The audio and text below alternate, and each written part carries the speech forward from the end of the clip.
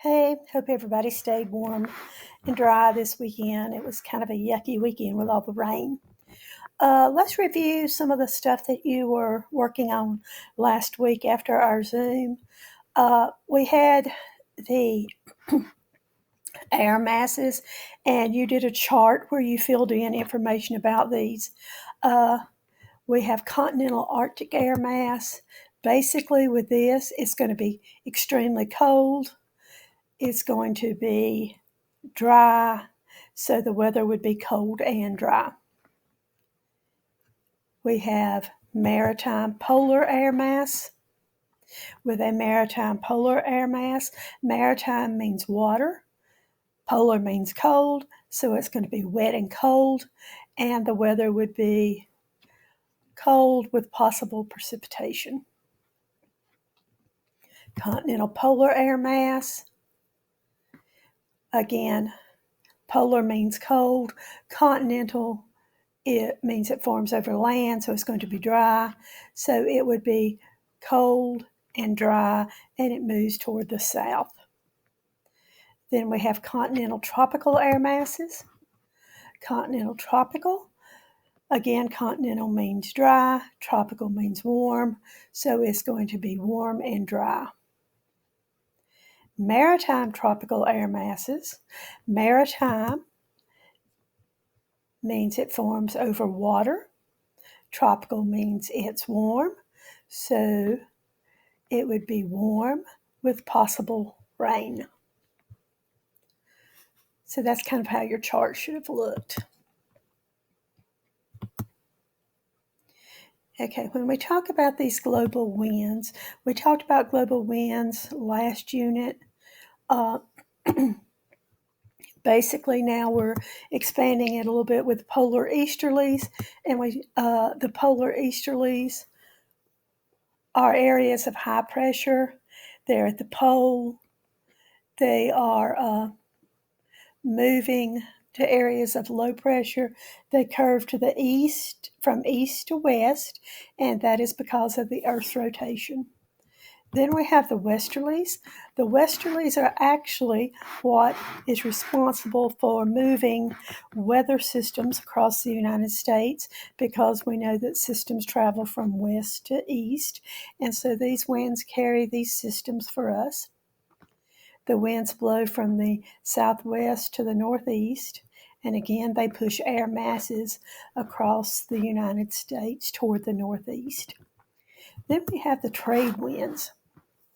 I'm sure in Mr. Carr's class at some point in time he's talked about trade, and we know that early discoverers, when they were trying to move goods to the Americas from Europe, and they would use ships with sails that were laden with supplies and animals like oxen or workhorses, moving them to the Americas to have to work. We know that these early ships wanted to use the trade wind because they curve to the northeast to southwest, and they would actually push the ships and move them along because basically they had sails and a few oars. Now, on either side of the equator, there are trade winds. So we know that these trade winds move rather quickly. But at the equator, do you see how these sails, these convection sails, go this way, and these convection sails go this way? At the equator, there's an area called the horse latitudes. And if the early ships blew into these from a storm or because their navigation was off, many times there was no wind. So what the ships would have to do, and again, this was early ships, early on in trade and travel, they were sail driven. So if there was no wind, they didn't move. They were just kind of sitting here.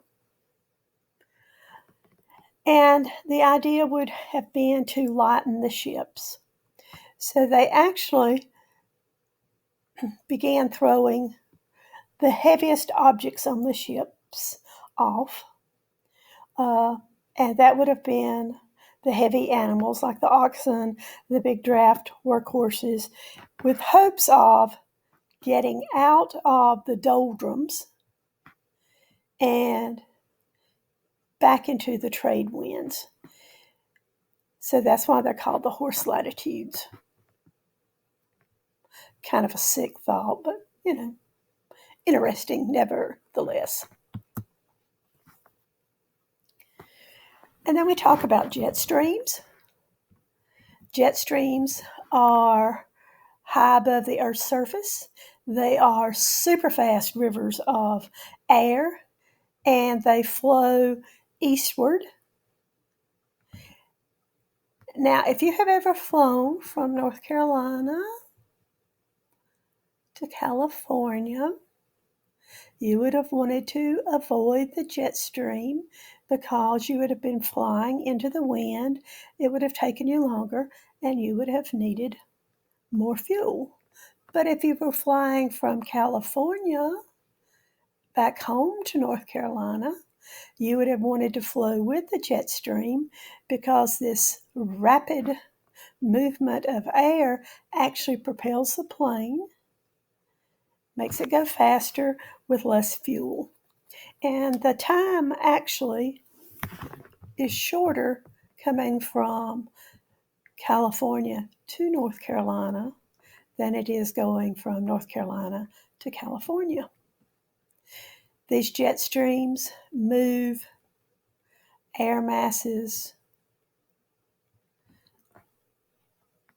from the west to the east as well.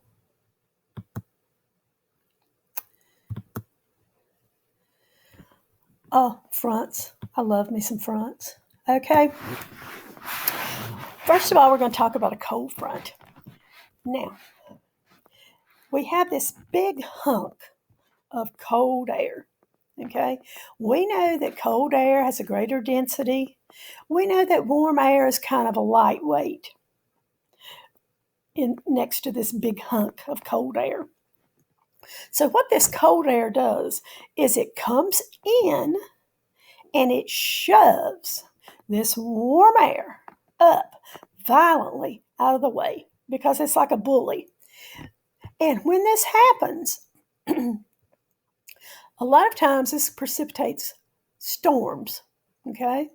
So cold fronts lots and lots of times bring thunderstorms because the air is moving in so violently. And then we have warm fronts. Again, the warm front is kind of a lightweight, and it can't shove this cold air out of the way because cold air has a greater density. So what it does is it just kind of glides over it, and it gradually increases the temperature of the cold air. And it's a slow process. So this can bring lots of precipitation over a long period of time. And in the winter, when we want those great big snows, like the knee-deep kind of snows where it snows all night and all day, instead of having cold fronts, we want a warm front. We want our temperature to be cold, and then we want that warm air to come in that's holding some moisture. And as that warm air and cold air begin to mix, that is when we get lots of heavy rain or snow, depending on the temperature. And then we have an occluded front. With an occluded front, we have warm air, we have cool air here, we have cool air here. This warm air is trapped in between two fronts, And what happens then is that we usually get some cloudy weather with heavy precipitation, and sometimes we can have gusty winds. Stationary fronts are kind of like you're standing facing somebody and you both have your hands up and you're pushing on each other, but neither one is strong enough to move the other. These can last for several days because this stationary actually means not moving. And we can have clouds, we can have light rain or snow where these occur. High and low pressure. I am almost certain that when you were little, like in 3rd grade, 5th grade, you learned that high pressure means the sun is high in the sky. And if the sun is high in the sky, that means that you're going to have lovely weather. Low pressure, on the other hand, low, lousy. Low pressure brings lousy weather. I would say something like what we've had all weekend.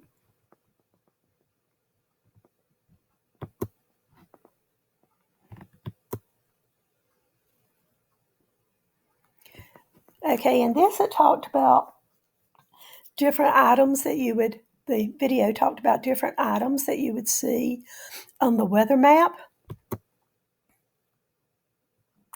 Here we have isobars. Isobars connect areas of the same pressure. So let's see if I can get this correct. Do you see how these numbers are decreasing? That would be low pressure. Do you see how these numbers are increasing? That would be high pressure. The closer the isobars are together, that typically means winds. So let's see, this looks like it's closer than the other one. So we'll say this is strong winds and this is weak winds. And let's see if I got it right. Yay! Okay. Next, we have our fronts, and also we have added to our isobars. Now, a cold front looks like the back of a dragon, okay, or a pendant. You have little sharp points. Here, it looks like you have half circles. This is a warm front. A stationary front has the pendant and the half circle alternating, and an occluded front would have pendants, which would be like cold front, and warm front in the center.